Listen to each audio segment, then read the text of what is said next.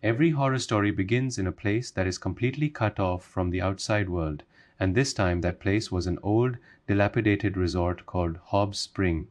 But this time, the terror wasn't going to come from a forest, but from a family legacy. The story begins with a couple, a boy and a girl, who had come to enjoy a relaxing bath in the hot springs. But then there is some movement in the bushes. The girl is startled, but the boy tells her it must be an animal. In a few moments, the animal appears, three fingers, sawtooth, and one eye. The same insane inbred cannibals who had wreaked havoc in several previous films. The boy tries to run, but Three Finger shoves a rod into his mouth. Blood drips from the girl's hands, and then One Eye drowns her alive in the boiling water. Cut to the scene changes. A young man named Danny receives news that he has inherited something after his mother's death.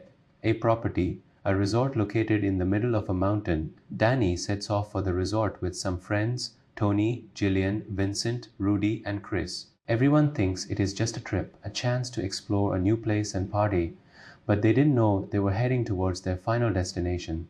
As soon as they arrive at Hobbs Spring Resort, they are greeted by a strange couple, Jackson and Sally. Both of them look a little different from ordinary people, and their behavior is extremely cold and mysterious. Sally smiles and tells Danny that she is his cousin and that the resort now belongs to him because he is the last link in the family line.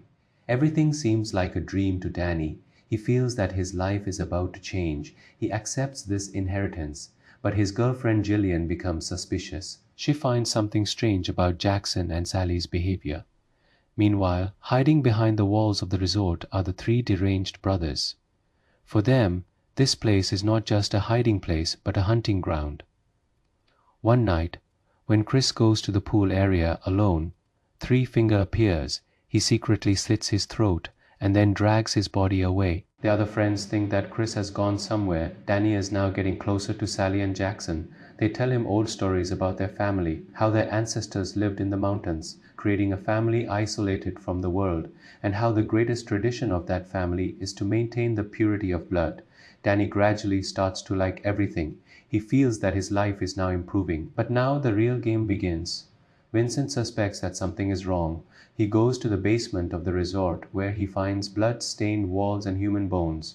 He runs away in fear, but Three Finger catches him and ties his body with iron chains and cuts him into pieces. Now only Danny, Gillian, Tony, and Rennie remain. Jackson, Sally, and Danny now make a plan together to eliminate the remaining friends. Gillian notices a change in Danny. He is no longer the quiet, innocent boy. There is a strange gleam in his eyes, and his face has changed as if he has become someone else. One night, Gillian secretly watches as Danny stands in a dark room with Shelley and Jackson, and the three deranged brothers are also present, with a girl's body lying before them. Gillian sees everything and runs away, but she doesn't know she is now alone. Gillian had realized that Danny was no longer the same person he used to be. Something had broken inside him, or perhaps something had awakened. He had now become part of the same family, whose job it was to keep the tradition of inbred cannibals alive. Now it was Gillian's turn. She was left alone. Her friends were dead, and now she had become the next target. The darkness of the night and the long deserted corridors of the resort. Gillian was running from the basement to the top floor, up the stairs to the roof. Everywhere there were bloodstains and broken bones, and behind her came Shelley's scream. "You can't escape, Gillian. You are now a traitor to our blood." Meanwhile, Jackson, Three Finger, Sawtooth, and One Eye close the doors of the resort. No one can get out. Now Danny sits there silently, his eyes devoid of any emotion, as if he has completely changed. Shelley catches Gillian, dragging her down by her hair. She says that she will be kept alive, but only like a machine, just to bear children, so that their bloodline can continue. Gillian screams, she cries uncontrollably, but there is no one to hear her. But then Tony returns. He was alive. He had escaped into the forest, and now he has returned to save Gillian. He had an axe in his hand. Tony suddenly attacks from behind. He hits Shelley on the head with the axe and pushes Jackson down. He picks up Gillian and says, "Run as fast as you can." They both run away from the back of the resort, but Three Finger appears in front of them. He has a large rod in his hand. He attacks Tony and slashes his stomach open. Tony falls there, covered in blood, but tries to save Gillian until his last breath. Gillian runs towards the forest. In the darkness, only her breathing and the screams of the madman chasing her could be heard.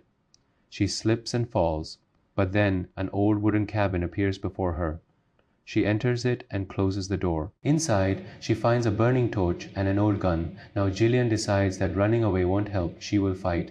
As soon as Three Finger breaks down the door, Gillian hits him in the face with the burning torch. His face starts burning and he screams. Then Shelley arrives, she attacks Gillian with a knife, but Gillian shoots her in the chest with a gun.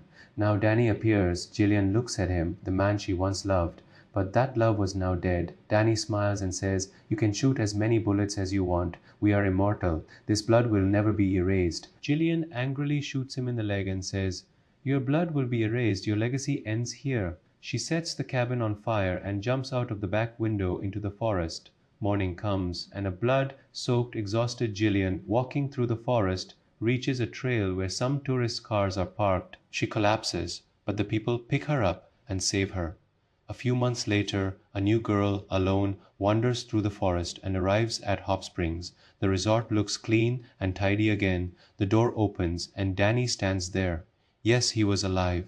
Behind him stand Three Finger, Sawtooth, and One Eye. They are all still alive. The girl smiles and says, "I was told this place is private. May I come in?" Danny says, "Everyone is welcome here."